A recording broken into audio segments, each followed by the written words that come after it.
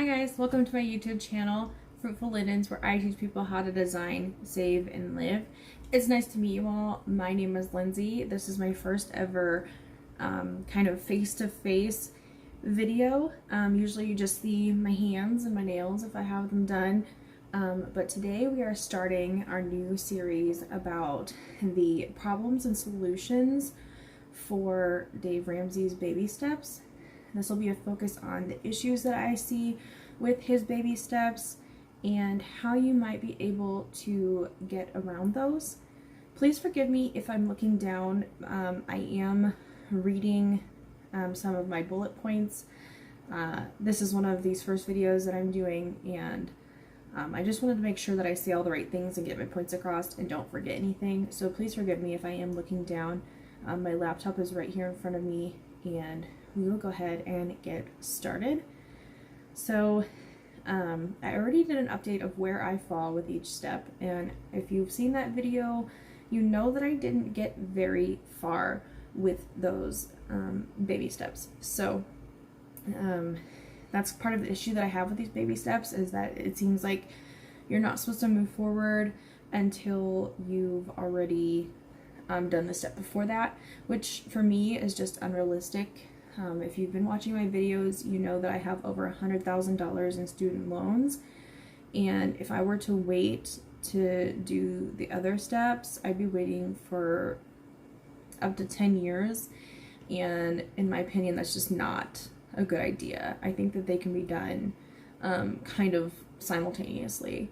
So before we go any further, please remember to subscribe and hit that notification bell so that you can receive a notification every time I upload a new video. It's particularly important for this series because I will be breaking this up into 7 different videos, one for each baby step. So please also like and comment down below so that YouTube will share this video with others. And if you found it helpful, feel free to share it with people that you might think or you think would benefit from this information. So baby step number 1 is to save $1,000 in your starter emergency fund. I'll put the little excerpt from Dave Ramsey's website up on the screen right here so that you can see exactly what it says. Basically it says, in this first step, your goal is to save $1,000 as fast as you can. Your emergency fund will cover those unexpected life events you can't plan for, and there are plenty of them. You don't want to dig a deeper hole while you're trying to work your way out of debt. Now that sounds very innocent, and I agree with that, and I do think it's important to get this money really quickly. The issue that I have with this method in particular is that if you feel like you're already living paycheck to paycheck, it can be very difficult to find the means to set aside this extra money. And for me, it came with great sacrifice, to be honest, to get the $1,000 that I needed. I was paying a little bit extra here and there on my student loans. I was paying a little extra on my car. I was going out to bars. I was going out with friends. I was going and doing all of these fun things. And I thought, wow, my life is so great. But if something happens, I don't have the money saved to fix it. So it's going to come with some sacrifice, and I think that that's part of budgeting anyways.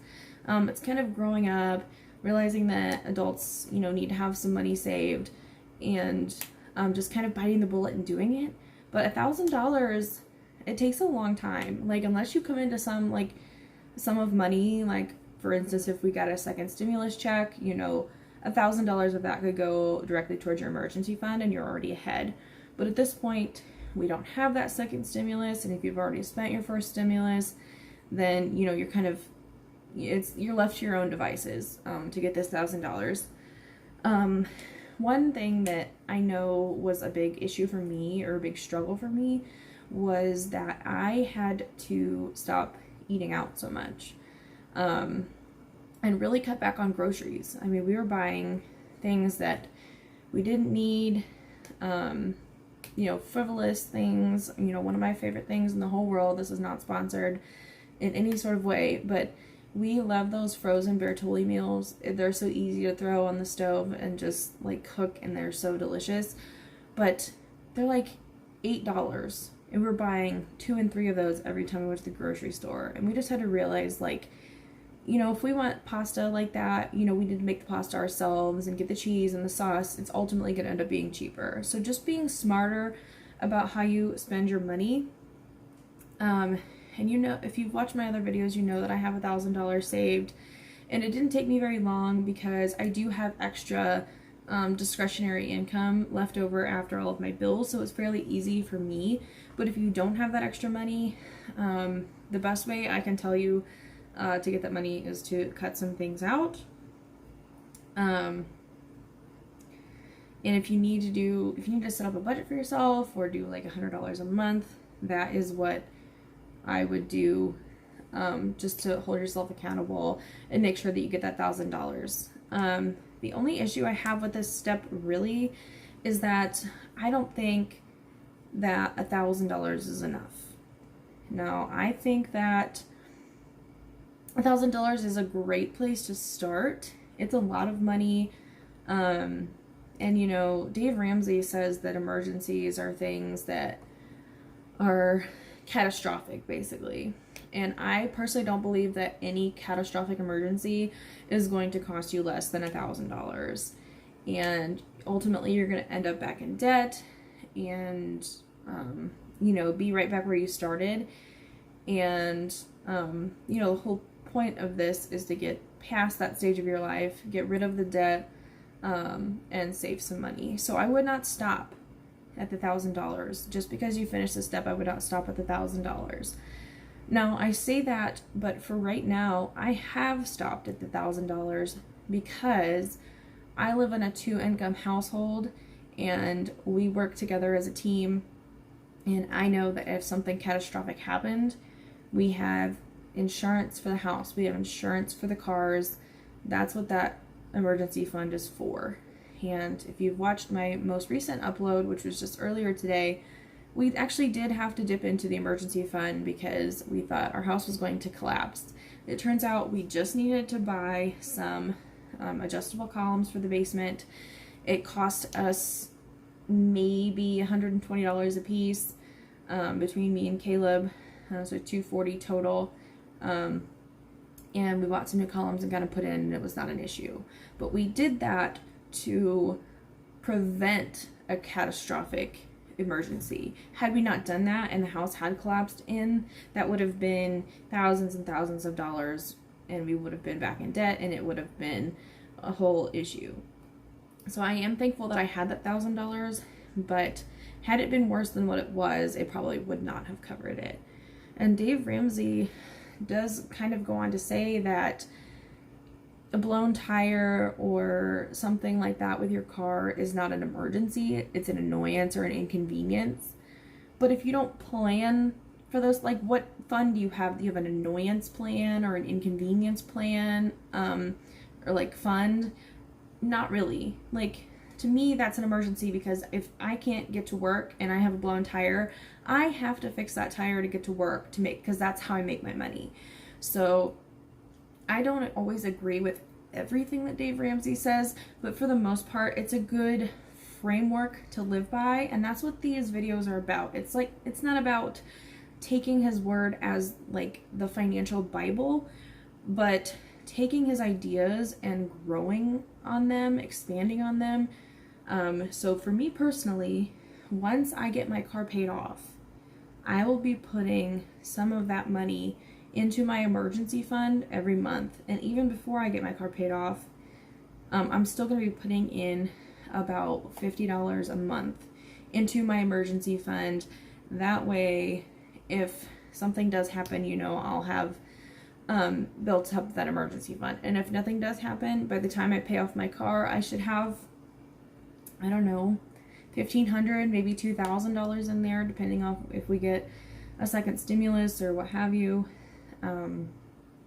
And yeah, I really wouldn't stop there. I wouldn't stop the savings. Don't do what I did. Don't stop the savings. Just keep doing it. even if it's 20 bucks a month, I don't care. Just like don't stop doing it, because one, you taught yourself the discipline and how to like cut everything back. So don't backpedal and stop saving and be like, oh, I can spend this money again, because either that money needs to go into your debt snowball, which is kind of foreshadowing to the next step in Dave Ramsey's program, or it needs to go, you know, into your emergency fund and keep building that up, or split it both ways and do both. Whatever you can do to get money in your bank account and pay down your debt faster at the same time. And that's kind of where I'm at. And I'm prioritizing paying off my debt, but you may want to prioritize, especially if you have an older car or an older home or not as comprehensive insurance as I have. That may be something that you want to consider, because very rarely is an emergency actually less than $1,000. And you may have to end up putting things on a credit card. And if your credit card has a high interest rate and then you're in debt and you get deeper in debt and you can't make those monthly payments because they're so large, it just becomes a whole issue that I think could really easily be avoided if you just stick to the saving. And then in the next video, we will talk about baby step number 2, which is paying off all your debt using the debt snowball. And we will get more into how you would come up with the money to do that. Thank you for watching. Again, like, comment, subscribe, hit that notification bell so you can receive a notification every time I upload a new video. I hope you guys enjoyed this video. Please let me know down in the comments below if you're excited to see baby step number 2, and I will see you guys in the next one.